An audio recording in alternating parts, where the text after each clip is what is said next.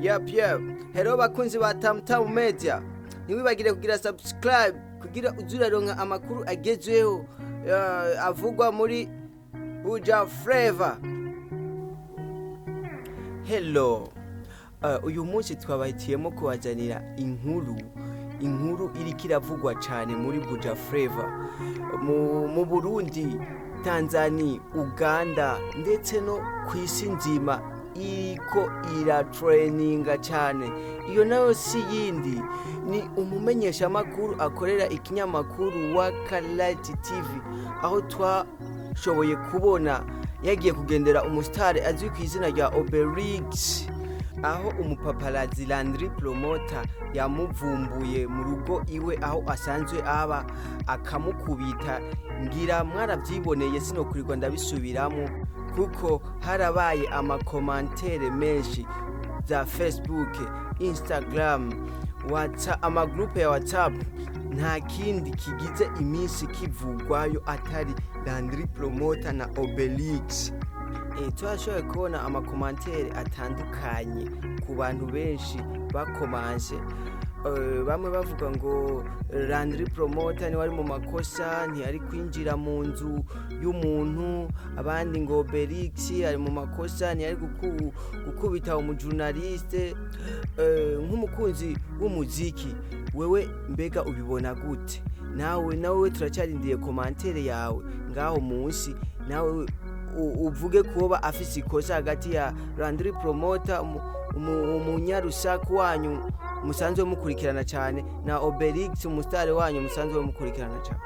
Mu nyuma yaho twarashoboye kubona imwe mu machanel akomeye cyane mu gihugu cy'u Rwanda ariyo Afrimax TV ivuga ku byaraye bibaye hagati ya Landry Promoter hamwe na Obelix.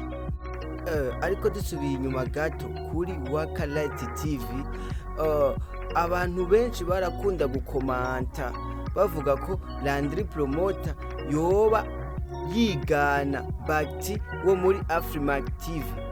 Ariko uno munsi tukaba twabonye Afrimax TV ipostinga post ya Waka Light TV. Biboneka ko hagati ya Afrimax TV na Waka Light TV hoba hariho imigenderanire hagati y'izo channel zibiri. N'ikimenyamenya Waka Light TV yaciye ipostinga post ya Afrimax TV. Cyaje gutangaza abantu nama hashtag Waka Light TV yakoze nama hashtag Afrimax TV yakoze.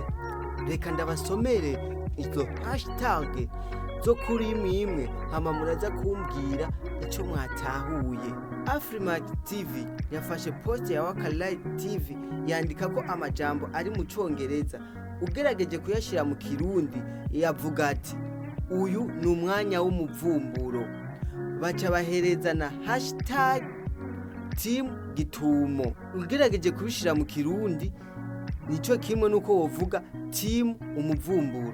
Tuje ku ruhande rwa Waka Light TV, hariho post baciye bakoresheje screenshot ya Afrimax TV, banditse byinshi ariko baca bahereza bavuga bati ntitubaye abambere canke abanyuma dukoze muri iyi system, ariko muri East Africa tubaye mu bambere bakora muri iyi system.